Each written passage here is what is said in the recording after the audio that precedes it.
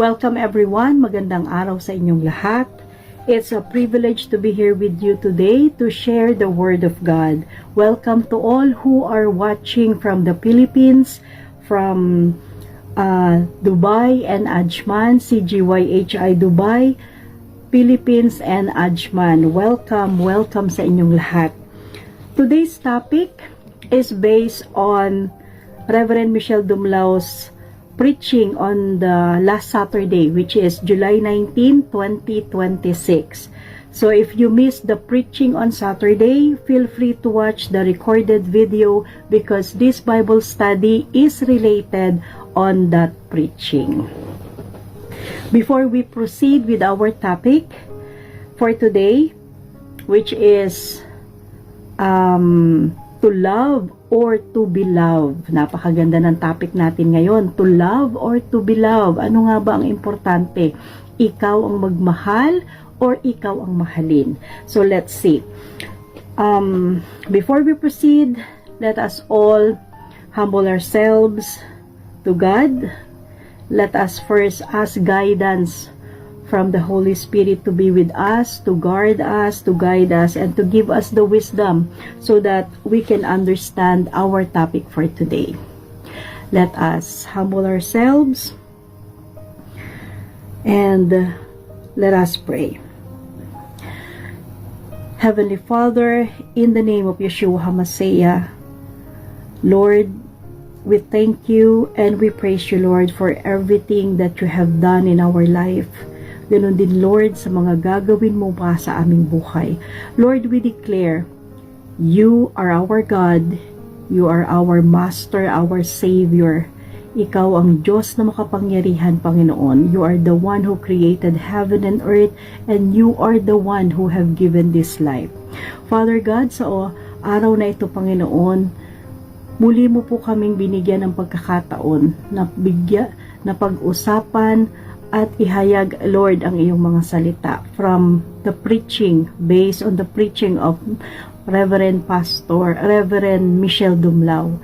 Father God, as we do this live stream today, Panginoon, we pray that your guidance is with us, Panginoon. Lord, hide me at the back of your cross. Ikaw po, Panginoon, ang makita ng mga tao, Panginoon. Ikaw, Lord, ang marinig nila, Panginoon, and all the words that I will say, Panginoon, ay manggagaling sa iyo, Panginoon. Father God, use my lips to give your words, Panginoon, sa mga nakikinig ngayon sa live stream na ito, saang lugar man sila naroroon, Panginoon, sa Pilipinas man sila, sa Dubai man sila, sa Ajman man sila, saang parte man sila ng mundo, Panginoon. Lord, let your Holy Spirit be with us, Panginoon, sa oras na ito. Father God, send your billions of angels, Panginoon, na kami po ay palibutan at kami po, Panginoon, ay i-guide sa Bible study na ito. And Lord, we pray, Panginoon, na tunay na ang pagmamahal, Panginoon, ay kailangang ibigay sa kahit sino man, Panginoon, unconditionally. Because, Lord, you are the first one who love us, Panginoon. Ikaw ang unang nagpakita ng pagmamahal sa amin, Panginoon. And Lord, we pray na ang pagmamahal na yan, Panginoon, ay maibigay din namin, Panginoon, sa lahat ng nangangailangan, Panginoon. Father God, mulit-muli, we thank you, we praise you, we glorify you, Lord. Salamat, Lord, for this day, and salamat, Lord, for everything. Father God, in the name of Yeshua HaMashiach, we pray, Amen, Amen, and Amen. Welcome back. So, muli magandang araw sa inyong lahat. And let us proceed with our topic for today. The topic that we have today is to love or to be loved. At ang ating scriptural verse is from Matthew chapter 5 verses 43 to 48. If you have your Bible with you, read with me, open it, read Matthew chapter 5 verses 43 to 48. Love for enemies. You have heard that it was said, love your neighbor and hate your enemy. But I tell you, love your enemies and pray for those who persecute you, that you may be children of the Father in heaven. He causes his sun to rise in the evil and the good, and sends rain on the righteous and the unrighteous. If you love those who love you, what reward will you get? Are not even the tax collectors doing that? And if you greet only your own people, what are you doing more than others? Do not even pagans do that? Be perfect, therefore, as your heavenly Father is perfect. Amen. So, muli ang ating topic is to love or to be loved. Ano nga ba yung dapat? Ano nga ba yung tama? Or alin ang pipiliin natin? Tayo yung magbibigay ng pagmamahal or tayo yung mamahalin? So, to love and to be loved is the best feeling that everyone can experience. Sino ba naman yung hindi magugustuhan na ikaw ay mahalin? It's a very nice feeling kapag alam mo na ikaw ay pinapahalagahan. But which one is better? To love or to be loved? So in a Christian perspective, it is better to love than to be loved. Mas magandang ikaw ang magbigay ng pagmamahal kesa ikaw ang mahalin. To give love is a choice. Sa mga tao na gusto nating bigyan ng pagpapahalaga, it's a choice for us. Giving love is something that you can choose to give regardless how the receiver respond. Minsan, nagbibigay tayo ng pagmamahal or kailangan nating magbigay ng pagmamahal na hindi tayo naghahanap ng kapalit. Hindi tayo nag-iintay ng kapalit. Hindi natin kailangang ilagay sa isip natin na gagawin ko to sa kanya, ibibigay ko ang pagmamahal na ito, and I expect na ibabalik din ito sa atin. So again, to give love is a choice. And to receive love is also a choice. Hindi lahat ng binibigyan ng pagmamahal, tinatanggap nila agad. Why? Because receiving love is something that we can decide if it comes from the right source or if we deserve it. Minsan tinitingnan natin kanino ba manggagaling yung pagmamahal. Kung ito'y pagmamahal sa magulang, kung ito'y pagmamahal na manggagaling sa mga kasamahan natin.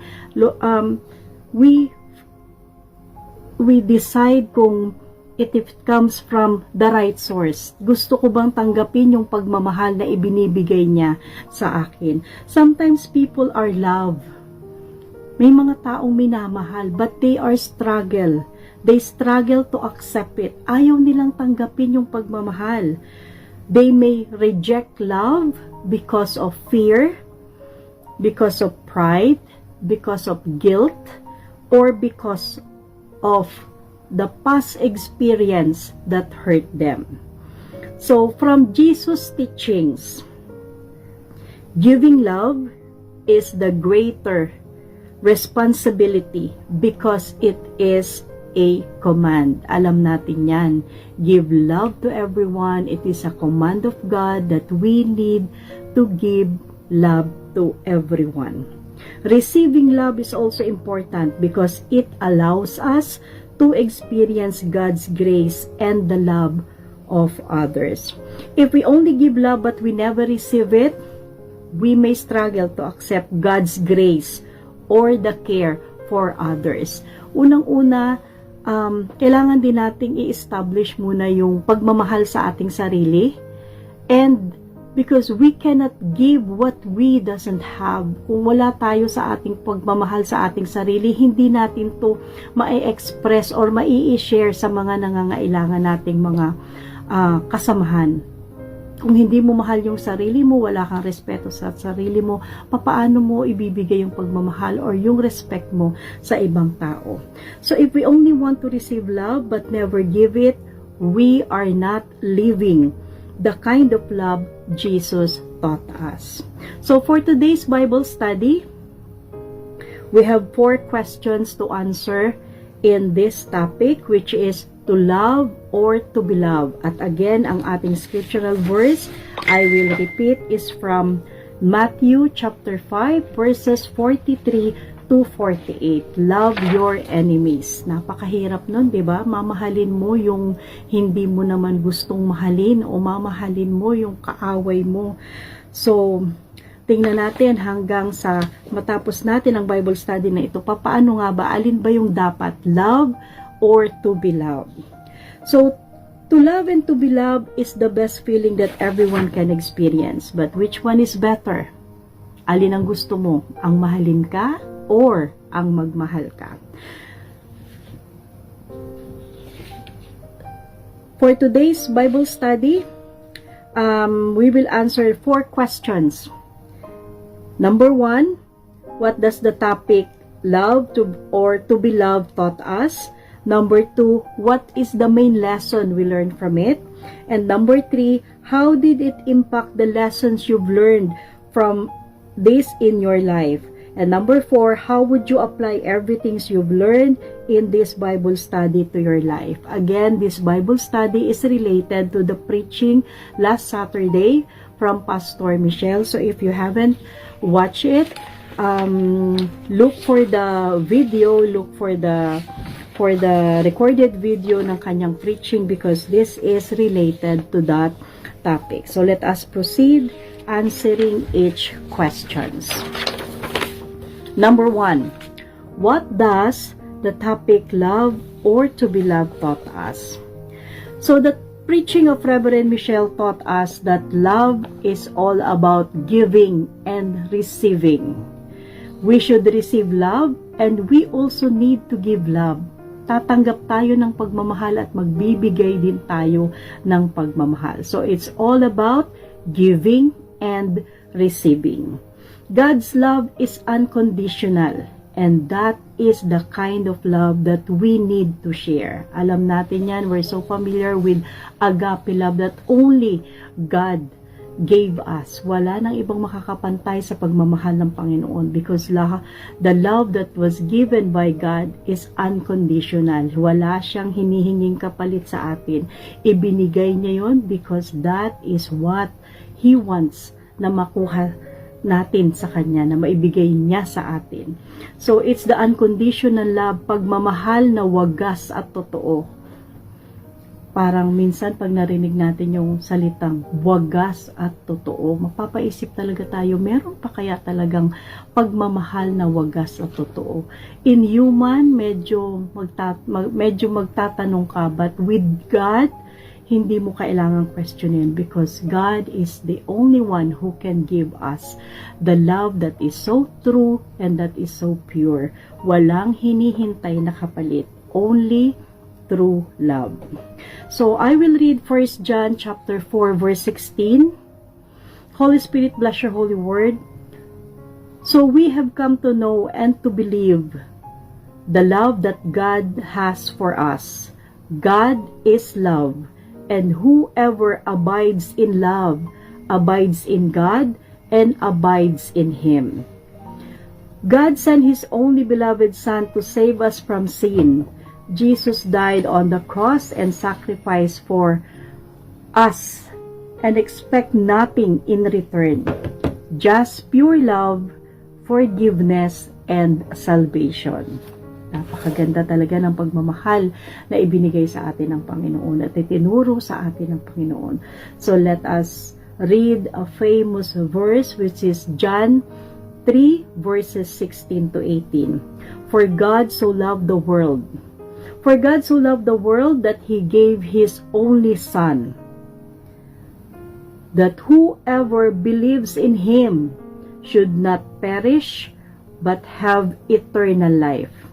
For God did not send His Son into the world to condemn the world, but in order that the world might be saved through Him. Whoever believes in Him is not condemned, but whoever does not believe is condemned already, because he has not believed in the name of the only Son of God. Amen. At ganun din po sa 1 John chapter 4 verse 8. It says, Holy Spirit, bless your holy word. Anyone who does not love does not know God, because God is love. So, kung sino man ang hindi nakakakilala sa Diyos, hindi siya marunong magmahal because hindi niya kilala ang Diyos. So, God is love. Lagi natin ilalagay ito sa ating isip, sa ating puso, that if we have God in us, in our spirit, in our mind, in our heart, it will be very easy for us to give the love that we want to share. Amen po. So again, let us share the same kind of love that we receive from Yeshua HaMashiach. If we have God in our heart, madaling ibigay ang pagmamahal na iyon dahil ito'y magre-reflect sa ating buhay, ito'y magre-reflect sa lahat ng ating ginagawa, sa ating sinasabi, sa lahat ng ating mga plano, and makikita sa ating pang-araw-araw na buhay kung paano natin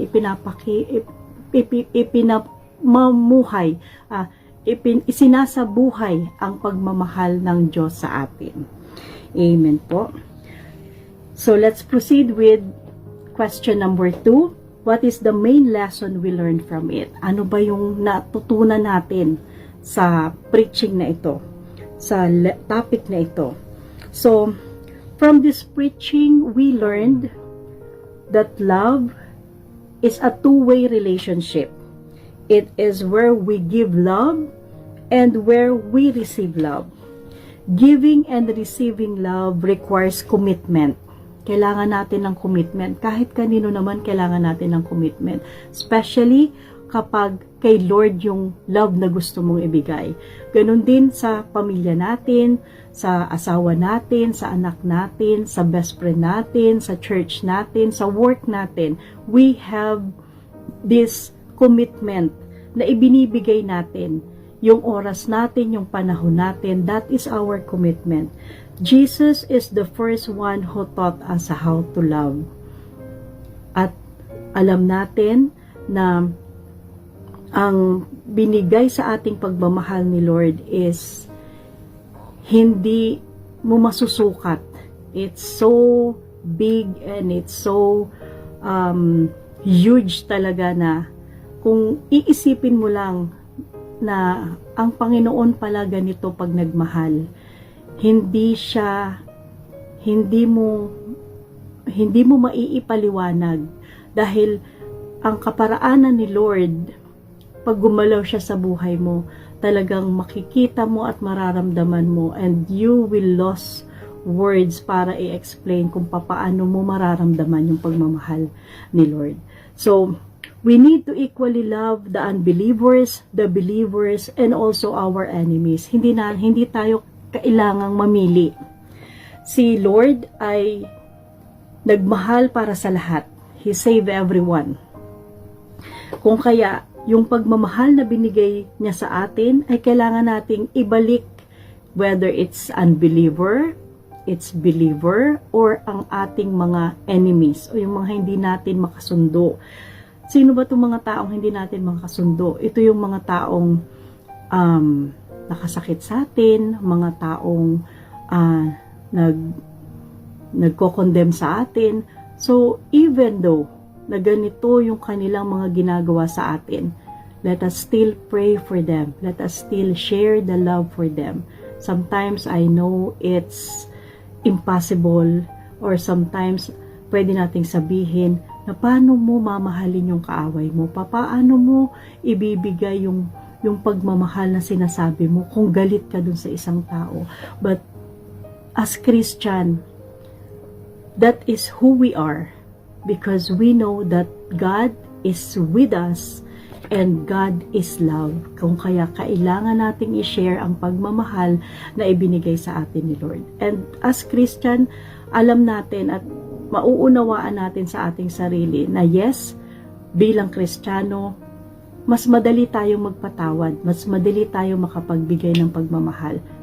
Why?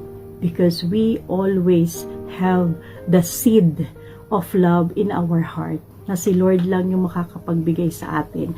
Because God, if God is not with us, hindi mo ito magagawa. Hindi mo makakayang magbigay ng pagmamahal kung wala si Lord sa iyo. Amen po? So let us read Romans 5 chapter 8. But God shows His love for us in that while we were still sinners, Christ died for us. Imagine mo yan, Christ died for us. And in 1 John chapter 4 verse 19, we love because He first loved us. Napakasarap naman nun. He loved us. He first loved us. So as believers of Christ, we are His disciples, are expected to share the love that God gave us. He expects us to share the same love regardless of who needs it. Kung sino man ang nangangailangan, hindi mo kailangan tingnan kung ano ang estado niya sa buhay, ano ang narating niya, sino siya, kilalang tao ba siya, hindi ba siya kilala. It doesn't matter as long as we share the love na kailangan nating ibigay sa nangangailangan. So as Christians, we are called to love our enemies and forgive them. Kailangan natin silang patawarin, kailangan natin silang mahalin. Not just 7 times, but 77 times as Jesus taught us in Matthew chapter 18 verse 22. This calling set us apart, demonstrating God's love through our willingness to forgive, extend grace, and show compassion even to those who have wronged us. Kahit pa siya nagkasala sa atin, ilang beses man siya nagkasala sa atin, still, we need to give them the chance na mabago sila. We need to give them the chance na mabigyan sila ng pagkakataon na maranasan din nila yung pagmamahal na nararanasan natin from the grace of God. Let us read again our scriptural verse in Matthew chapter 5 verse 43 to 48. Love your enemies. If you have heard that it was said, you shall love your neighbor and hate your enemy. But I say to you, love your enemies and pray for those who persecute you, so that you may be sons of your Father who is in heaven. For He makes His sun rise on the evil and on the good, and send rain on the just and on the unjust. For if you love those who love you, what reward do you have? Do not even the tax collectors or do the same? And if you greet only your brothers, what more are you doing than others? Do not even the Gentiles do the same? You therefore must be perfect, as your heavenly Father is perfect. So that is how we Christians are different from the rest of the people on earth. We know how to forgive. Yan ang kagandahan, na ikaw ay nakakilala kay Kristo, ikaw ay naging Kristiyano, ikaw ay marunong magpatawad, and you will give love. That is, yun yung susunod, that will follow. If you know how to forgive, you can give love. So instead of fighting back, let's do good for those who hate us. Let us bless those who curse us, and let us bless and pray for our enemies. Amen po. In Luke chapter 6 verse 28, Holy Spirit, bless your holy word. Bless those who curse you. Pray for those who abuse you. And when we pray for our brethren, when we pray for our friends, yung sasabihin natin na, Lord, ang taong ito nakasakit sa akin, ang taong ito, Panginoon, ay hindi ko maintindihan, hindi ko maunawaan, but Lord, with your love and with your protection, Lord, allow your Holy Spirit, Lord, na maintindihan niya, and tanggapin ka din niya. Kasi most of the time, yung mga taong nakakasakit sa atin, hindi sila nakakakilala kay Lord. Kasi kung sila ang makakakilala kay Lord, magiging madali din sa kanila ang magpatawad at magiging madali rin para sa kanila ang maintindihan kung ano yung nararamdaman mo bilang tao, bilang kasama, bilang Kristiyano. So, in Leviticus chapter 19 verse 18, basahin natin. Holy Spirit, bless your holy word. You shall not take vengeance or bear a grudge against the sons of your own people, but you shall love your neighbor as yourself. I am the Lord. Amen, Lord. Sabi sa Leviticus 19, you shall love your neighbor as yourself. So kung ano yung gusto mo na papaano mo mamahalin yung sarili mo will be the same way na mamahalin mo rin ang iyong mga kasama. Ganon din sa Romans chapter 12 verses 19 to 21. Holy Spirit, bless your holy word. Beloved, never avenge yourselves, but leave it to the wrath of God. For it is written, vengeance is mine, I will repay, says the Lord. To the contrary, if your enemy is hungry, feed him. If he is thirsty, give him something to drink.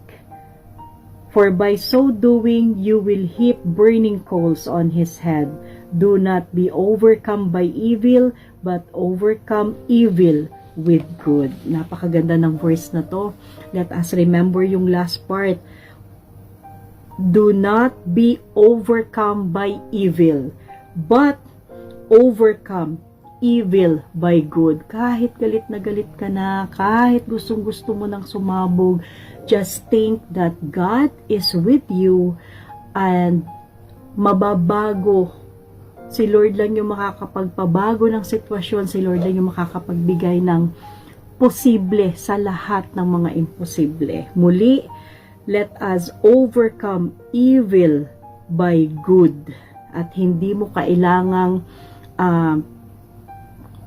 i-take yung evil para gumanti ka, because God is the one who will do the vengeance. Siya yung magbibigay ng nararapat para sa mga hindi gumagawa ng tama. So, Jesus teaches us to forgive without keeping count of how many times we have been wrong.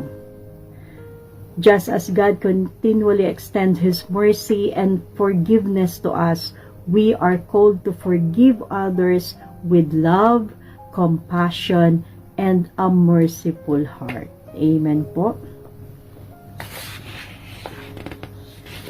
So let us proceed with question number 3. How did it impact the lesson you've learned in your life? Ano ba yung naging dating nito sa ating buhay? So, true happiness comes both from giving and receiving. Napakasarap sa pakiramdam kapag alam mo minamahal ka, kapag alam mo na nakakatanggap ka ng atensyon, nakakatanggap ka ng yung inaalala ka, yung alam mo na importante ka. And yung pakiramdam na yon is the same feeling na gusto mo ring ibigay sa anak mo, sa asawa mo, sa kasama mo sa church, sa kasama mo sa trabaho. And this is what we call true happiness. Yung hindi ka ba mag-aalala na parang, magugustuhan kaya niya ito, or tama ba itong ginagawa ko? Because alam mo sa sarili mo that what comes from your heart is the love na nakuha mo rin sa ibang tao, and first nakuha mo rin kay Lord. So again, true happiness comes from both giving and receiving. Hindi pwedeng ikaw lang yung tanggap ng tanggap, at hindi rin naman pwedeng ikaw lang yung bigay ng bigay. So love with patience kindness, and respect are the essential factors in expressing love. Meron tayong patience, kindness, and respect. These are napaka-importante. So in this topic, we understand that love should be given freely. And when you receive it, we also have to share it unconditionally. Wala naman tayong ang pagbibigay ng pagmamahal is hindi natin kailangang sukatin, hindi natin ito kailangang pabayaran na parang lahat ng gagawin ko will be measured. Lahat ng gagawin kong pagmamahal, atensyon, kailangan suklian. So again, in this topic, we understand na love should be given freely. And when we say freely, wala tayong hinihintay na kapalit, and we should share it unconditionally. Let us read 1 John chapter 3 verses 11 to 15. Love one another. This is also a very nice verse. Holy Spirit, bless your holy word.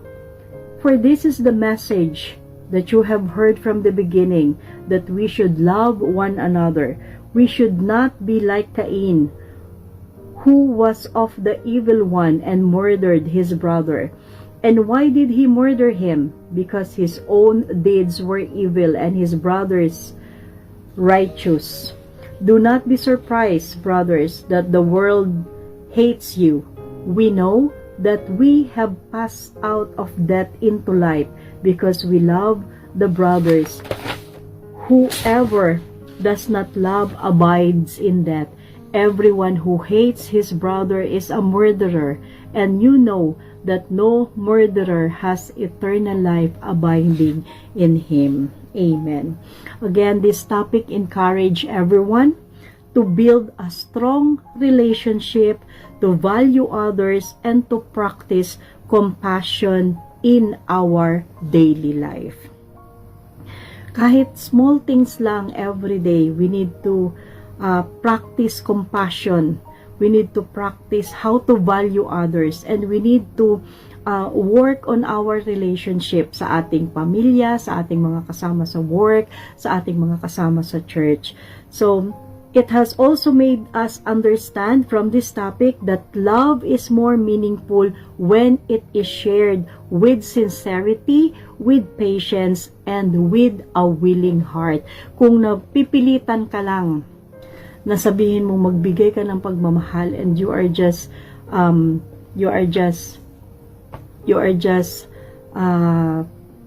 pinipilit mo lang, hindi mo ito gustong gawin, pero dahil kailangan is ibibigay mo, it will not gonna work. It will not gonna work that way. Again, love becomes meaningful when it is shared with sincerity, if it's shared with patience, and if it's shared with willing heart. Amen po. So in 1 John chapter 3 verse 18, little children, let us not love in word or talk, but in deed and in truth. Amen. So number 4, how did it impact lessons you've learned in your life? Lead by example. This topic made us realize that to love is not only by receiving attention or affection, but also through giving back the same love freely and sincerely. So, mutual trust is a great foundation of love. Pag nandun yung trust, pag nandun yung respect, that will be the great foundation of love. Amen. So, as a Christian, this will lead us to follow Jesus' example by loving others unconditionally and by forgiving them just as God forgive us. So, applying these values in our daily life will strengthen our faith, improve our relationship, and help us become a more compassionate and caring person. Amen po. Let us read 1 Corinthians chapter 13 verse 47. Love is patient and kind. Love does not envy or boast. It is not arrogant or rude. It does not insist on its own way. It is not irritable or resentful. It does not rejoice at wrongdoings, but rejoices with the truth. Love bears all things, believes all things, hopes all things, endures all things. Amen. Okay po, napakaganda ng topic natin today, that is to love or to be loved. So isipin natin sa ating sarili, ako ba yung dapat magmahal o ako ba dapat yung mahalin, or paano ako susukli, paano ako magbibigay ng pagmamahal sa mga taong nagbibigay din sa atin ng pagmamahal. Muli, ang love is something that we give freely, we give unconditionally, hindi natin kailangang sukatin, hindi natin kailangang ibigay sa sarili natin na ito lang yung binigay niya, kaya lang ito lang yung ibibigay ko. Love doesn't work that way. Love is about giving and receiving. So, two-way siya. So, for conclusion, to love and to be loved is a two-way relationship. As a person, we need to love, and we also need to share the love that we receive, regardless if they are unbeliever, if they are believer, or they are our enemies. So let's God love radiates and reflects in us in everything that we do, that we say, and that we think. Amen po. So napakaganda na yung pagmamahal ng Panginoon is makikita the way we talk, the way we act, the way we treat other people. Because that is the true love na inaasahan sa atin ng Panginoon. So I hope that everyone who watch this live stream, meron po tayong iti-treasure sa ating puso ngayong araw na ito, na kailangan nating ibigay ang pagmamahal, kailangan nating mag-share ng pagmamahal, at kailangan din nating mag-receive ng pagmamahal sa iba. And if we always think na si Lord yung unang nagmahal sa atin, then lagi nating mailalagay sa ating isip at sa ating puso na kung si Lord nagbigay sa atin ng pagmamahal, sino tayo para hindi tayo magbigay ng pagmamahal sa iba. Amen po. Okay, so as we finish this live stream, let us all thank God for today's live stream and hope that we learn something from what we discussed today, and hope to see you again in our next live stream. Let us pray. At ating pong closing prayer for today. Let us bow our heads and let us pray to God. Heavenly Father, in the name of Yeshua HaMashiach, Lord, maraming salamat sa mga salita mo ngayong araw na ito, Panginoon. Thank you, Holy Spirit, for being with us, for your guidance, for your love, for your protection. Thank you, Lord, for all the words, Panginoon. We claim, Panginoon, na lahat ng ito, Lord, is from you and from you alone, Panginoon. Lord, sa Bible study na ito, Panginoon, nawa pa maintindihan namin sa araw-araw naming gawain, Panginoon, na hindi lang pagmamahal ang kailangan, kundi kailangan, Lord, na ang pangunawa, Panginoon, kung papaano ito ibibigay at papaano ito tatanggapin at kung kanino ito nanggaling, Panginoon. Lord, let us claim, Panginoon, na sa araw-araw namin na buhay, ang pagmamahal mo, Panginoon, yung makikita sa aming mga gawa, sa aming mga salita, in everything that we do, in everything that we say, Panginoon, and also, Lord, in everything na amin pong iniisip, Panginoon. Lord, be our guide, be our Master, Panginoon. Ikaw, Panginoon, ang maghari sa aming buhay. And Lord, yung love na ibinigay mo sa amin unconditionally, Panginoon. Lord, allow us na ito po, Panginoon, na i-share namin, Panginoon, regardless kung sino ang pagbibigyan, Panginoon. And Lord, Turuan mo kami, Panginoon, na yung pagmamahal na yan, Panginoon, ay maibigay namin sa kahit sinong nangangailangan, Panginoon. And Lord, we pray na kami din po, Panginoon, is maging open sa pagtanggap sa pagmamahal ng mga tao na nasa paligid namin, Panginoon. Father God, salamat sa oras na ito, salamat sa araw na ito, Panginoon. Lord, let your message be heard sa Panginoon sa lahat ng dako ng mundo, Panginoon. Let it be shared, Panginoon, sa lahat ng mga nakarinig, sa lahat ng mga nanood ng live stream na ito, Panginoon. Lord, muli, we declare, ikaw ang Diyos na mapagbigay, ikaw ang Diyos na mapagmahal. And Lord, lahat ng pagmamahal, Panginoon, sa iyo unang nagmula, Panginoon. Lord, we praise you, we thank you, we glorify your name, Panginoon, in the mighty name of Yeshua HaMashiach. And we seal this prayer, Lord, with your mighty name, Panginoon. Salamat. In the name of Yeshua HaMashiach, we pray. Amen, amen, and amen. So all the glory and praises to our one true God, Yeshua HaMashiach. Thank you, Lord, for this day. Thank you, Lord, for this topic. Thank you, Lord, for the lesson that we learned today, Panginoon. Let it be in our heart, in our mind, and in our spirit. At ganun din, Lord, allow us na ma-share pa ito sa mas maraming tao, Panginoon.